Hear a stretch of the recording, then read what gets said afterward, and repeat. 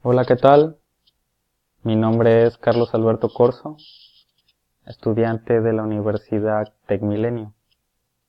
Hoy les traigo el tema de modelo de base de datos. Iremos explicando sobre el tema. De igual manera,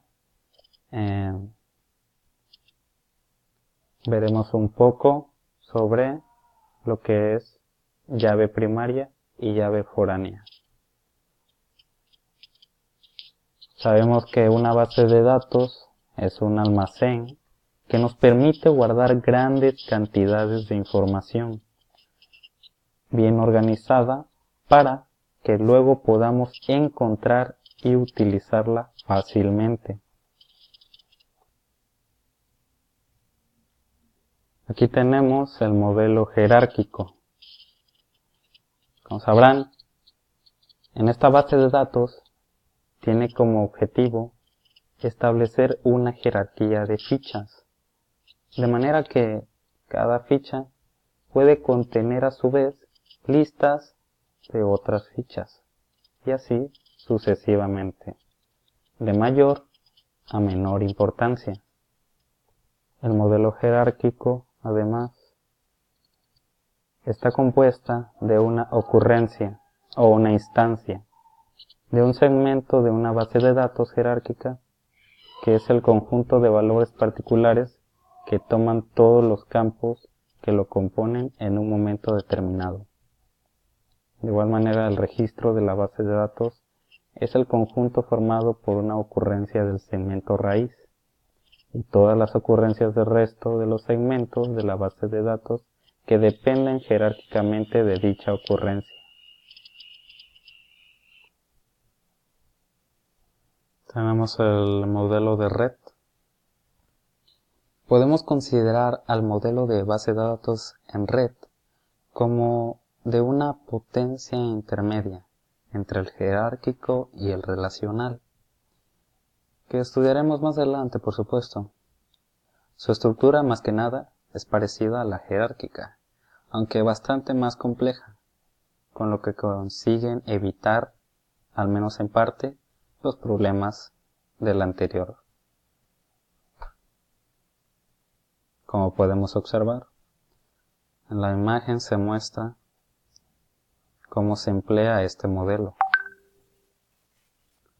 Los conceptos fundamentales que debe conocer el administrador para definir el esquema de una base de datos en red serían los siguientes.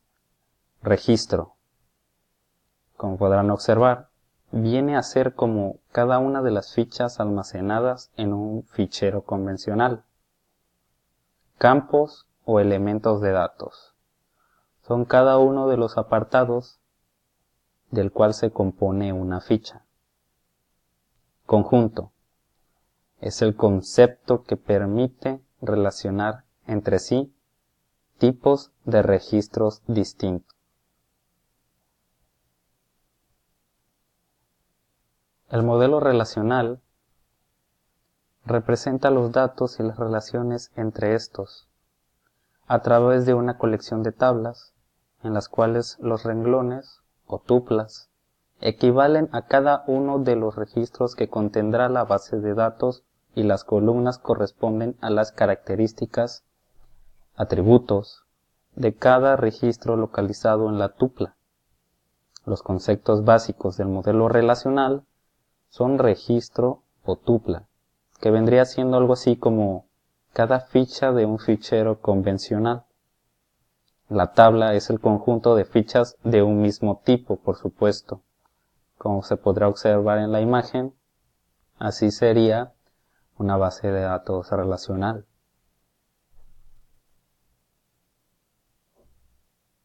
Ahora tenemos aquí el modelo orientado a objetos. Hay tres conceptos claves que componen el modelo orientado a objetos. 1. Clase. Cuando hay varios objetos semejantes, pueden agruparse en una clase. De hecho, todo objeto debe pertenecer a una clase que define sus características generales. 2. Estado. son las características propias de cada objeto. El estado se utiliza especialmente para guardar la situación del objeto, que varía con el tiempo. Y 3. Mensaje.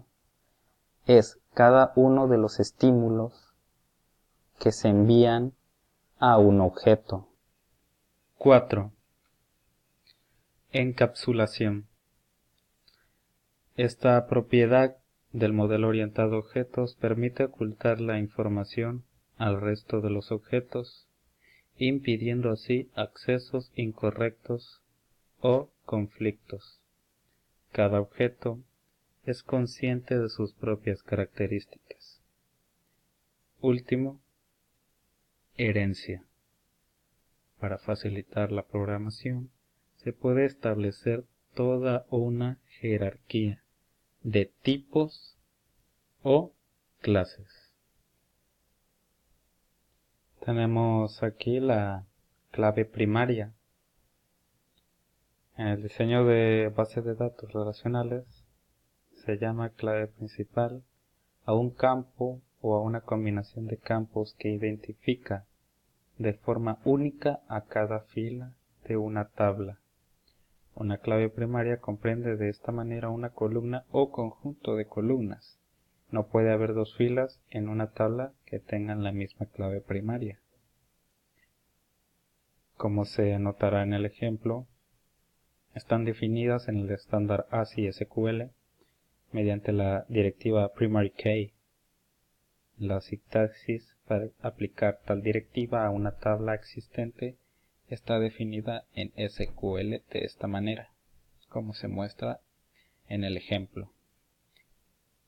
De igual manera, la clave primaria puede especificarse directamente o de forma inmediata en el momento de la creación de la tabla.